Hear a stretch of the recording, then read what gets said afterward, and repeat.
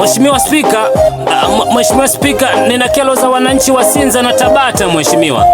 Naomba nisikilize. Mheshimiwa Spika, mbele yako mimi ni mbunge wa jamii, so mbunge wa wahenga, mimi ni mbunge wa Gen Z. Nimeshakubalika, kwa hiyo haina pingamizi na hoja za kutoa, kwa hiyo nahitaji ulinzi. Kuna kero nyingi kuswa na wake wa Sinza. Nadhani ni vyema mngesikiliza. Unamwita ghetto, bajeti buku 5, anafika ghetto anagiza chipsi sani 5. Hapo nadhani ungenielewa vizuri, mpaka unajiuliza hivi huyu demo ama kuli? Yani unamwita ghetto, unamlipia nauli, anakula anashiba, ila kuliwa ndo shughuli. Hapo nahitaji D2 kunipata. Jenzi wanalalamika kuhusu pisi za Tabata. Ili swala kikweli inapigwa vita. Unamtoa Dina anakuja na wenzake 6. Mheshimiwa, vingine havivumiliki. Unatuma nauli ya huba na kuja na pikipiki.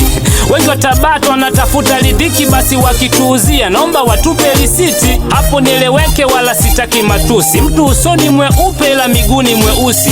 Hiyo kero kubwa na sisi ndo tunaumia. Mdada na rangi nyingi utadhani pundamilia. Mara kitamba cheupe, mara samaki.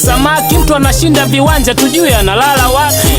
Hili swala linaumiza watu wengi. Pisi zinafilisi, ndo maana watu hawajengi. Kwali kuna walembo mheshimiwa, sikatai, la nakunywa sana pombe zaidi dawa za UTI. Sitaki kuwapotosha mkaniita kipotoshi, na kero nyingi sana, tatizo muda hautoshi mheshimiwa.